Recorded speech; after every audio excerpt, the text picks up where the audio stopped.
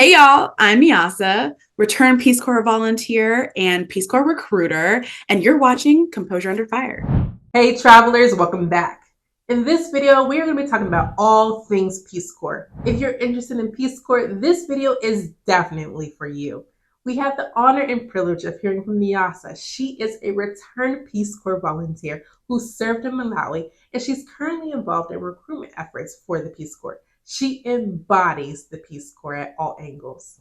In this video, you'll hear about her rich experience, and she also gives important information, tips, and advice for those interested in Peace Corps. Also, if you're a parent of someone who is looking at the Peace Corps, this video is also for you as well. Travelers, are you ready? Let's get into today's video.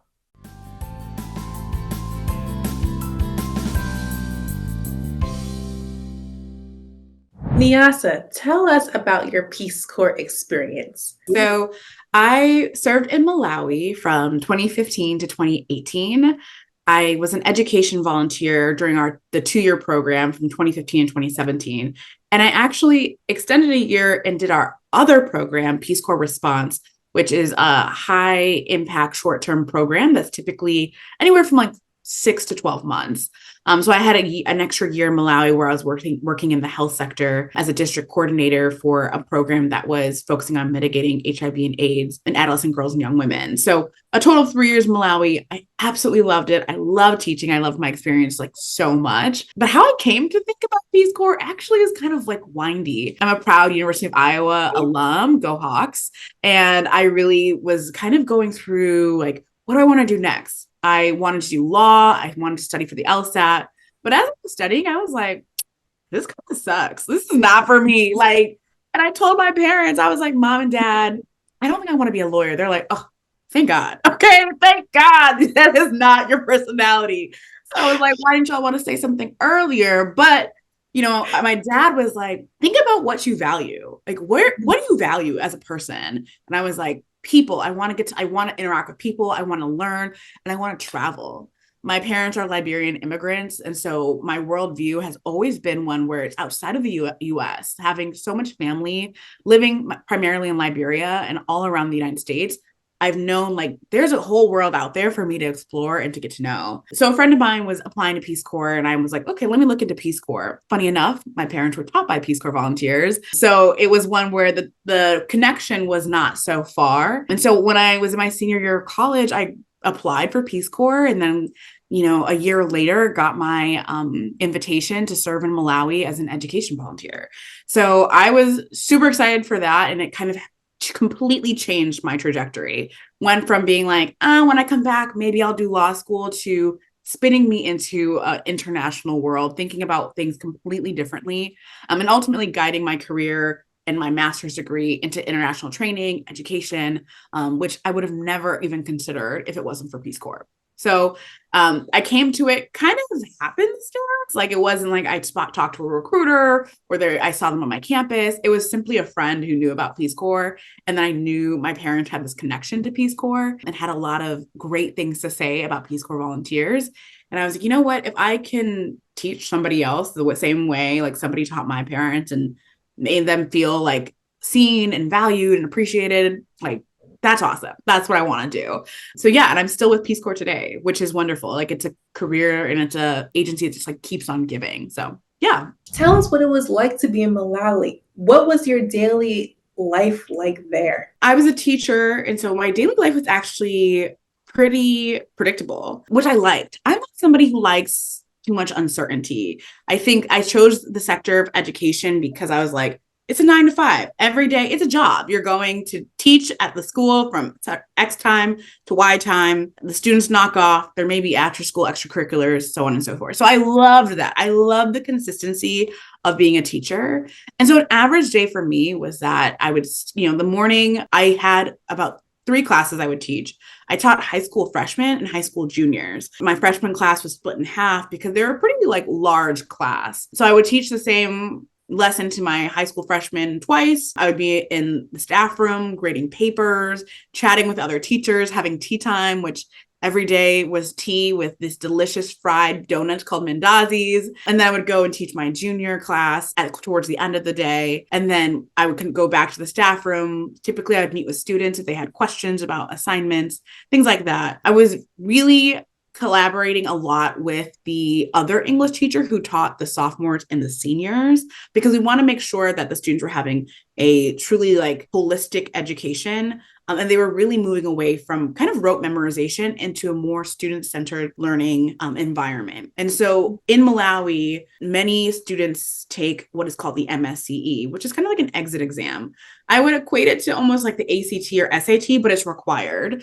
And so all of their education is geared towards passing the MSCE. And so as a teacher, I wanted to make sure whatever they're learning as freshmen, they're able to really build upon that in their sophomore year. So when they come back to me in their junior year, it's building blocks of everything they're learning rather than memorizing for the year and just forgetting when they come back and then having to really kind of do it over. So that was a huge project and kind of huge undertaking that both myself and the other English teacher were really trying to streamline our teaching to make sure there's that continuation, that handoff, and that was happening smoothly. I was also the matron of the debate team. I had a school garden, which was really wonderful with the girls' hostel and the mother support group and the PTA. Yeah, I think there was a variety of secondary projects that I did, and I think that's why I love Peace Corps service so much. Although you have your primary job, your primary role, you're able to mix your like passion and purpose together with your interests if there are the interests of the community. I think that's the biggest thing where I ask my students, like, what do you want to see? Like, I'm here for 2 years. Like,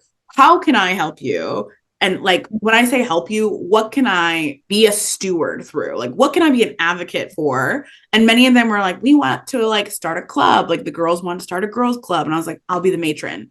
I've got you. I'll be the matron of the girls club. And it was really driven by like their desires, their wants, because that's why we're there, to work hand in hand for something sustainable, not to be like, this is my idea that I want to do that nobody cares about. And so I was very, very cognizant of that throughout my service, to be like, what does the teacher, like, what do the teachers want? What does my head teacher want? What does the PTA want? What do my students want? And try to do things that were actually within my skill set and scope to try to help and implement with. So I love that. I love that. And so every day after school was different.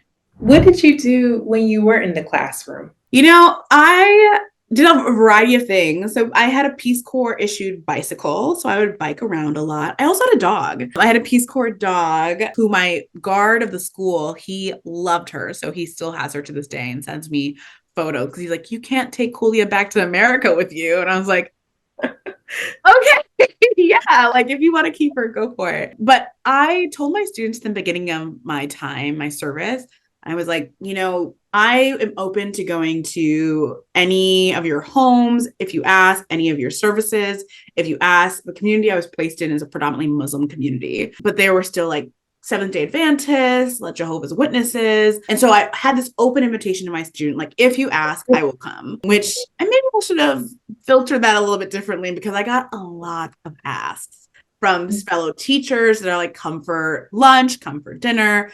My students would always ask me to come to their homes, but it was so important because I would learn their journey. For example, I had a student who we were very close. She was like kind of like the president of the girls club, and she just was wonderful. And she's like, I would love for you to come to my home on Saturday. I'll come pick you up and then we'll go to my home and I'll come take you back. And I was like, okay, great. So she gets there Saturday and she's like, I was like, do we bike? And she's like, no, we'll have to walk. It's pretty rocky. And I was like, okay, great. Asked too many questions. Okay. I was like, I'm just here for the ride. I'm excited for this delicious dinner of Sima and Ndiwo, like whatever it is. Like, I'm so excited. So we started this walk, and it's like a 3.5-hour walk one way. And it was incredibly rocky. I was exhausted. I know I was in the best shape of my life at this time, but I was exhausted. You know, we have a day together with our family. They send me home with a bunch of mangoes, and I'm like, now we have to walk 3.5 hours back. But it was incredibly important for me to do that. And like with other students where I biked for hours, to see like every day when they get here exactly on time, they are doing this walk. They are doing this like incredibly strenuous feat for me, but for them, it was pretty regular. Like it was something where I was like, oh my gosh, this was so important to be able to understand and walk with you in your shoes to some extent, like walk with you to see your journey. And so it made me more compassionate as a teacher. It made me more like, I offer more grace as a teacher, because I was like, I now know like how far you live, or like how long it takes you to bike here, or like what demands you have at home to really come here and show up and like show with all of yourself and have all the attention. It's a lot. And so I think that was a lot of my free time, spending time with my students. I had a great mother support group I had a woman who was kind of like my grandmother, my agogo. She was so wonderful. And so I would go on evening walks with her all the time.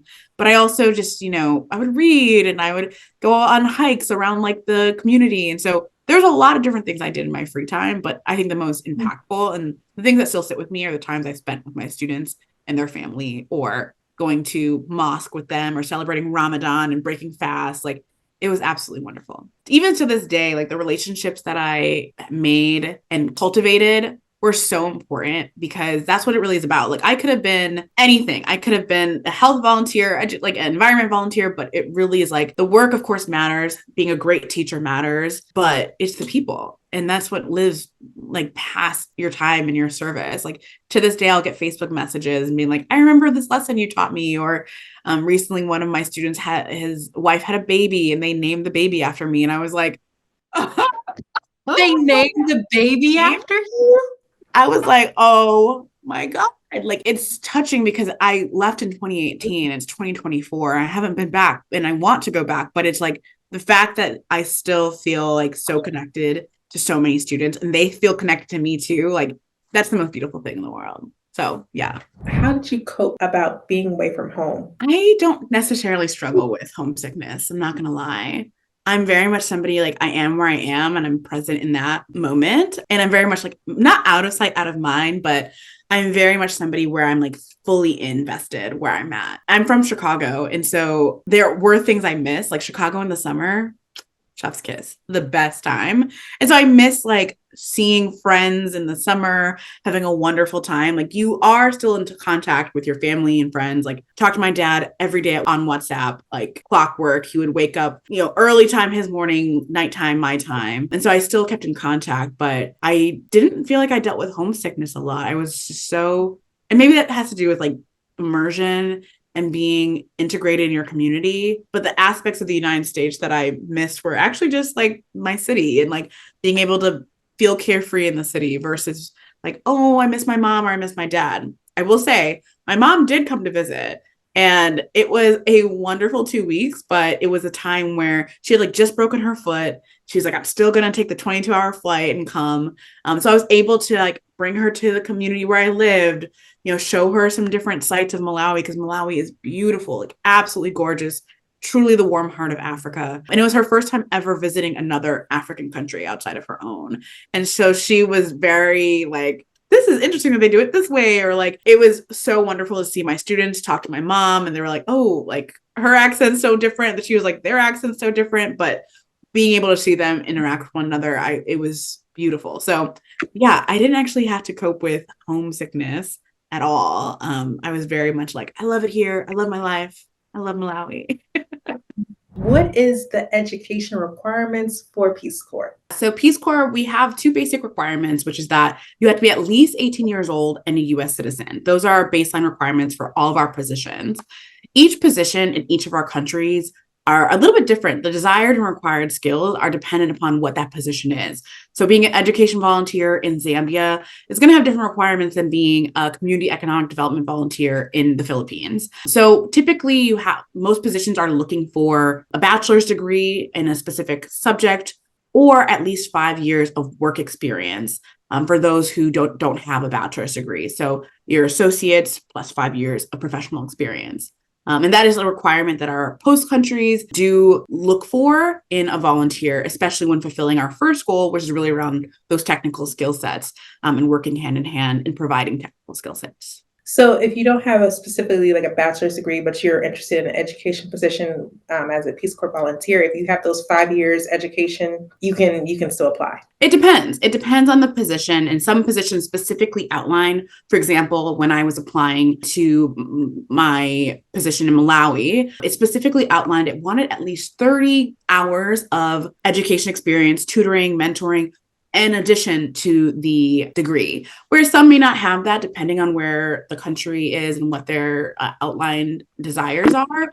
But so it kind of depends. You have to look very closely at our volunteer openings. Is there an age limit for Peace Corps? Yes, a minimum, at least 18 years old, but there's no upper age limit. You can be, retired. We had a volunteer that was 86 years old and served in Peace Corps. So there's no upper age limit, but there is the minimum requirement. What is the application process like, and how long does it take to complete the application process? Good question. So our application process, we've simplified it over the years. When I applied, it was a little bit longer, and now it's only about, let's say, 40 minutes. And that's if you are doing all your materials right then and there. The basis of the application is, of course, your resume. You want to have a tailored resume that's outlining your skill sets. If you're looking at applying to a specific sector, of course, highlight those good, juicy requirements that you have, saying like, I volunteered and did this. Really highlight those in your resume. In addition, there's a 500-word motivation statement, which essentially asks, why do you want to be a Peace Corps volunteer? And with the different challenges you may face during Peace Corps service, how do you plan to mitigate those challenges? We're really looking for, I'm thinking about how my identities, my intersectionalities may be differently received and may be differently impacted in a completely different part of the world. So really looking for that thought and like really honing into your why is going to be important. Of course, then there is the application itself where you're filling out questions you can fill out. If you're applying to our Serve Where Needed Most application, which is our general application for someone who's like, I want to go anywhere, I want to serve anywhere and do anything. We have our placement officers match you based upon your skill sets as well as your requests. Like if you're interested in a certain region of the world, you can specify that in the Serve Where Needed Most application. If you're interested in a certain sector or multiple sectors, you can also specify that in the Serve Where Needed Most application. So that's one of our application styles that you can go through, or one of our application pathways. The second one is directly. If you are reading a position on the website that says like, yeah, I think I'd be an amazing environmental educator in Costa Rica. I have looked at the desired skills, I've looked at the required skills. I think I have a really good merger of these. You can apply directly to that position. No guessing involved, no kind of ifs, ands, or buts. You can say, this is what I want and apply directly to that position. Of course, flexibility is always important, especially when we're considering like medical clearance, your health history, where we can make sure you're safe. But there's two options. If you're more general, more interested in like, put me anywhere, I'm ready to serve, or if you have more specific requirements. So then once you finish the application, you have to fill out a health history form. This just lets us know where we can safely support you in a country. And so then you will go on to the next aspect of the process, which is our placement team, who then does interviews, 90-minute interview. And then if you are selected after the interview, you will receive an invitation for service. So that's like the application process in its entirety, from I'm perusing, I'm interested, to invitation. So if there was a position, say in Costa Rica, for example, and I'm like, I really want to go to Costa Rica, I could apply directly to there? You can apply directly to it if it's open on the website. Of course, our positions open in kind of like cycles. We have quarterly application deadlines. Our next one's coming up on April 1st, actually. So we have application deadlines throughout the year where Costa Rica may be open right now, but it won't be open for the whole year because the intake comes in later that year. So I would say if you see something you like on the website where you're like, this is totally for me, go for it. Just do it, apply, and press submit. So you touched a little bit on the medical part. What should people who are interested in Peace Corps know about that? Yeah, so we do require medical and legal clearance. So after you've accepted your invitation, we do have a medical and legal clearance process. The best thing you can do is, if you have any questions about our medical clearance process, to reach out to our pre-service medical nursing unit. They're the ones who can look and answer your questions more specifically, since we do look at every application, every person, in a case-by-case basis. So I would say if you have any questions around medical, let our professionals do any of the answering, and reach out to them at the pre-service medical nurse unit. What is the training like to become a Peace Corps volunteer? I love our training. To be honest, there's a lot of reasons why I joined Peace Corps again, but it might be number one for our pre-service training because it is incredible. Training typically is 3 months, and it encompasses a variety of things. language, you do learn a new language or build upon the language you already have. I learned a new language. I learned Chichewa and Chiao in Malawi, which I don't utilize today, but like I still get to talk to my friends in Malawi with Chichewa and Chiao. So I think that's a win is a win. Also, it's safety and security training. So you learn about how to mitigate different things. You get health training as well as intercultural competence training. These are you're learning from our locally employed staff members around like cultural aspects to be considering, as well as like once again thinking about how your intersectionalities, your identity may be impacted in the community that you're serving in. Of course, you get technical training in your field. So if you're a teacher, you're getting teacher training, you're going through like a sort of practicum, possibly something hands-on. It's a very tactical training. And so there's multiple elements that allow for you within the first several months.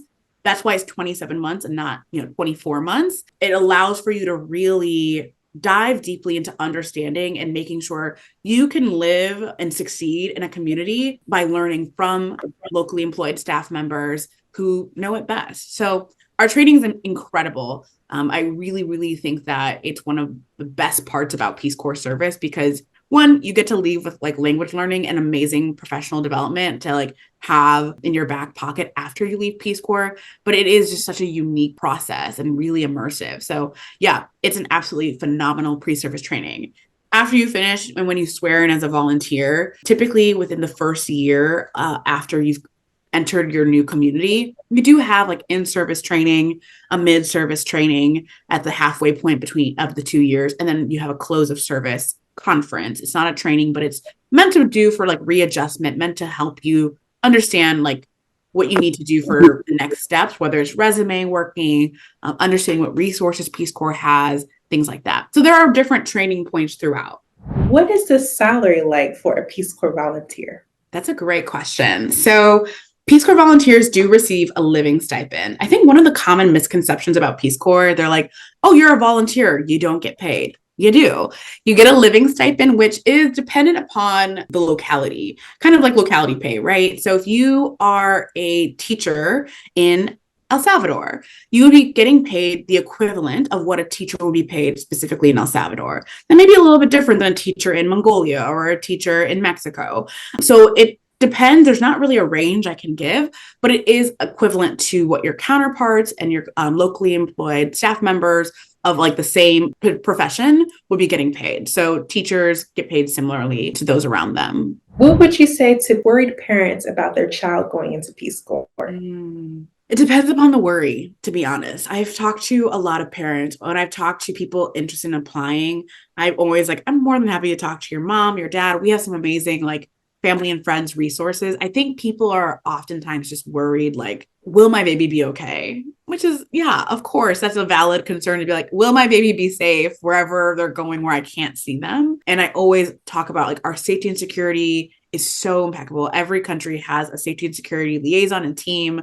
We train our volunteers in safety and security. Like it is our top priority. And so when I talk to a person's family member or friend or partner who's concerned, I really try to like hear, well, what is the underlying concern? Is it actually what they're saying? Is it something actually just deeper than that?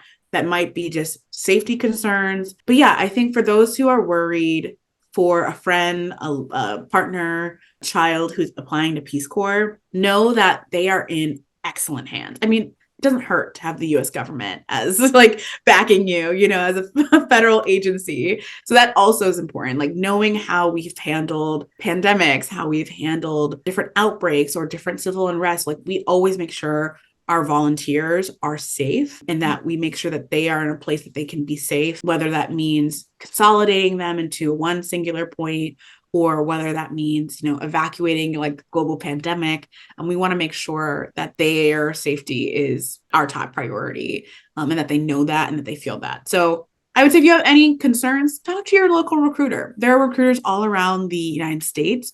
We're more than happy to have conversations and have like tough conversations. So no question is too tough. We really do believe in that transparency, that honesty, and like we want to make sure like we're alleviating your concerns, but also being as honest as possible. I think I always tell people who are concerned about moving to X country. I'm like, you could also move to Jackson, Mississippi and have the same types of concerns, or would need to have the same types of understanding of like, yeah, you're in a new place. Be alert. Like, notice your environment. The same things as you would in the United States are things you should consider in another country. And so I also kind of try to bring that perspective in, that it doesn't have to necessarily be another country. You could be moving to Seattle, New York, Chicago, Texas, well, Austin, wherever, like wherever you want to be, you still have to have the same principles of keeping yourself safe as well. So yeah, that's what I'll say about that. What makes a great Peace Corps volunteer? I've been thinking a lot about this because every volunteer you meet is so different. And I say so different in like interest, background, like socioeconomic status, like so different. But I think one common factor, one is flexibility. Many volunteers that I meet who have understanding of like kind of go with the flow, but not like they're flexible within their environment, they thrive. They definitely thrive. Those who kind of have a yes spirit, I would call it, also thrive really well. They're curious. They want to get to know other people. They're more so like yes to activities, yes to invitations, than a little bit more hesitant. I think also it's just ideal volunteer in my mind is somebody who truly has a heart for service. Like, I think talking about the wonderful things about Peace Corps is so fun, but like we are ultimately organization that is about working in community collaboration at a grassroots level. And like, you have to be able to really think about like, can I put my community first? This isn't about your resume. This isn't about what you want to do between going to med school or law school. It's about really, do you care about other people? And can you commit to service in a community that's opening their arms for 27 months? So that's what I'll say. Those are my three things. I think there's a variety of other things. And it also depends on who you talk to. But as Nyasa, personally, that's what I would say. What are the benefits and challenges of being in Peace Corps? So many benefits, but I think also I will touch on the challenges first, because I think the challenges also sometimes feed into the benefits too. Some of the challenges I face are really around my intersectionalities. I'm first generation, I'm a Black woman, and I served in a predominantly Black community and country.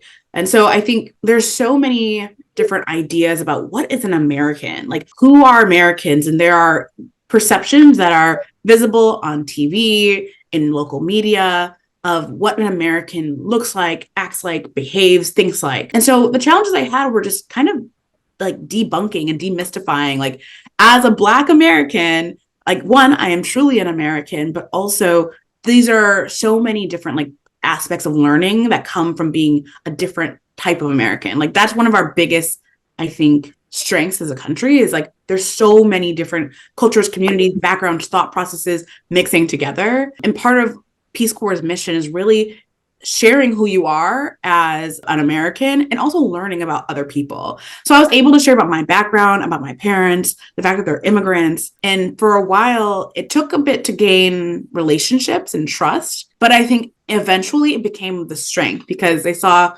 so many commonalities between us. Like so many of my students were like, you're exactly like me. And I'm like, that is true. We are exactly the same. And so they saw themselves reflected in me as well. And I saw myself reflected in them too. So I think that became a benefit because our relationship was able to go deeper and we could talk a lot about not only challenges I face as an American in America, but also just their challenges as Malawians in Malawi and like what that's like, because I think we often don't bridge those gaps of understanding. So I think the benefits of Peace Corps service tangibly also are that after you complete your service, you do receive a hiring status called non-competitive eligibility. This status allows you to essentially kind of bypass the bureaucracy of USA jobs when you're applying. If you're qualified, certain hiring managers can direct hire you essentially. So it's really wonderful for someone looking into trying to get into the federal government and really trying to enter into a career. I utilized it to get into Peace Corps, even though Peace Corps has what we call PCE, which is Peace Corps eligibility. You can utilize both, but I used it for my first job as a recruiter in Chicago, and I definitely see people utilizing it and like the different benefits. You also can get grad school benefits with Peace Corps. I myself utilize these grad school benefits. They are a lifetime eligibility. We have over 130 different partnerships with different universities, so over 200 different programs. And if you're interested in grad school, I would say definitely look at Peace Corps because it does not hurt to have part of your grad school paid for. Most universities, right? Like a little bit of something. Like most universities provide at least 25%, but there are so many that do provide up to a full ride, 100%. So I was a Coverdell fellow. We call it the Paul D. Coverdell. I was a Coverdell fellow at American University. So we're alma mater, our joint alma mater, but international training and education was my focus. I know yours is international or intercultural communication. So yeah, I loved my time at American and I selected it because of the Coverdell program. So that's one benefit that I think is really wonderful. You also get a readjustment stipend, which helps you kind of get back into the United States, about $10,000. You can use it for anything you want. It could be education, it could be a new car, it could be rent, whatever you want $10,000 to go towards, you can utilize it as well. Wait, did you just say you get $10,000 to come back to the US to readjust? Yes. It's amazing. Like it is one of those things where I think many people don't realize that you do have to have some sort of like compensation in the way back. And that's a wonderful part of the program is that we want to make sure like our volunteers are good when they enter back into the United States because there is some sort of, I would say, a reverse culture shock, maybe. I don't know if I would call it reverse culture shock. I think it's just plain culture shock coming back into the US and like you need time to like be able to get back on your feet. But Peace Corps makes sure our volunteers are good. So yes, there is a readjustment stipend, which is fantastic. But yeah, those are some of the benefits. I think the network is amazing. Every time I meet another returned Peace Corps volunteer, it's an instant friend. And in this world where we're ever so interconnected, it never hurts to have those kind of, different networks all around the world. So yeah, those are some of our benefits. That was long-winded. What do you wish you would have known before you started?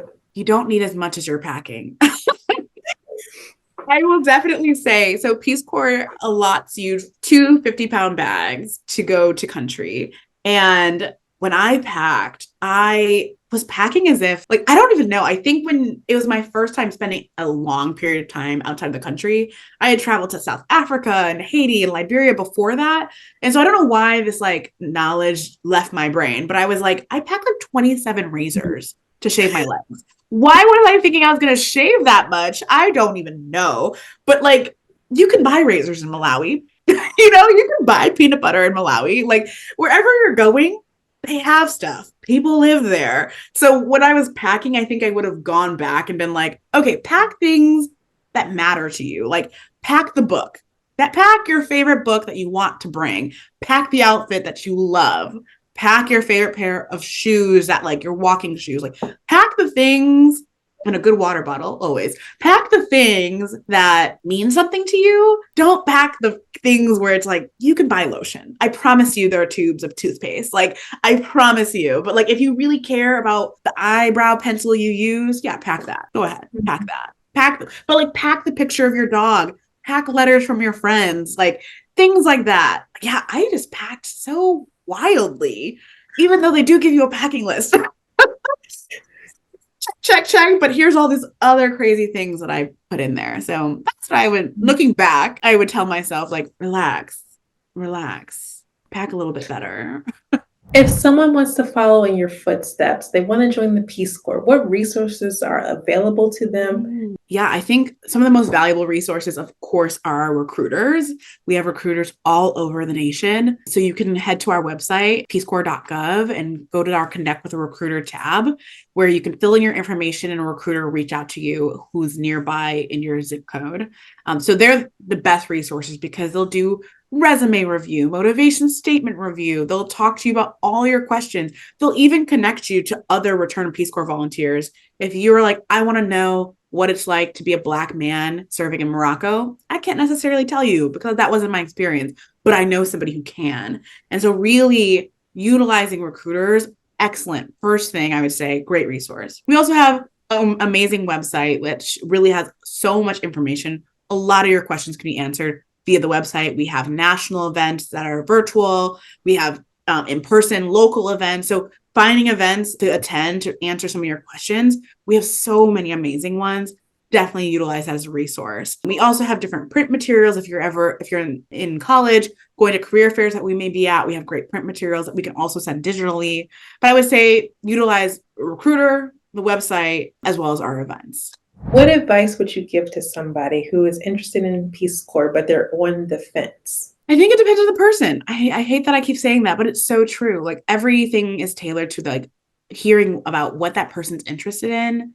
Like I don't ever want to sell Peace Corps. That's not what I'm in the business of. Like Peace Corps is such a personal decision where it's like you have to be prepared to serve and live in community with other people for 27 months. That's not a light decision to make.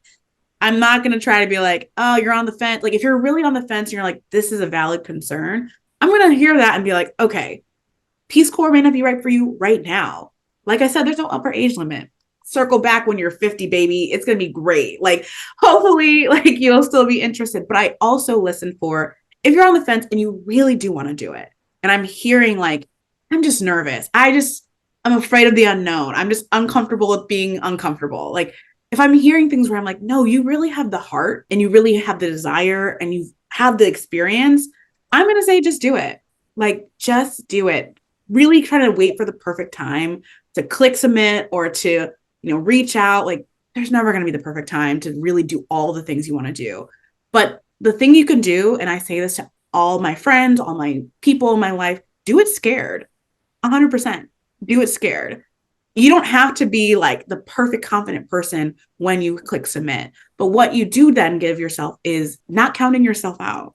You're not saying no to yourself. You are allowing you to say, okay, I'm scared, I'm nervous, but this is something I want and I'm going to do it. So I just say, do it scared. Favorite location you ever been to? Madagascar. Favorite food from another country? I'm Liberian, so I have to say Liberian jollof. What is your greatest attribute? Grace. I give people a lot of grace, and I think everyone deserves extensions of grace. What are you doing when you're not working? Oh, napping.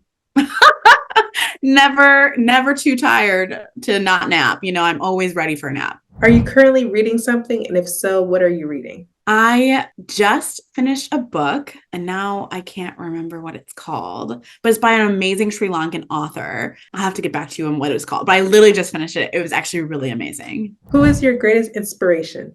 My parents. I love them so much. They're so wonderful.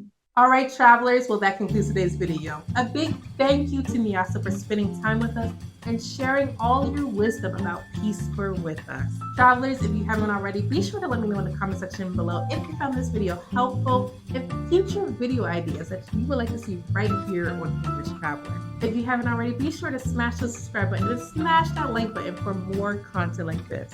Travelers, if you haven't already, be sure to check out my free e-course. It's been a pleasure. And until next time, travelers, let's travel with our dreams together. See you later. Bye-bye.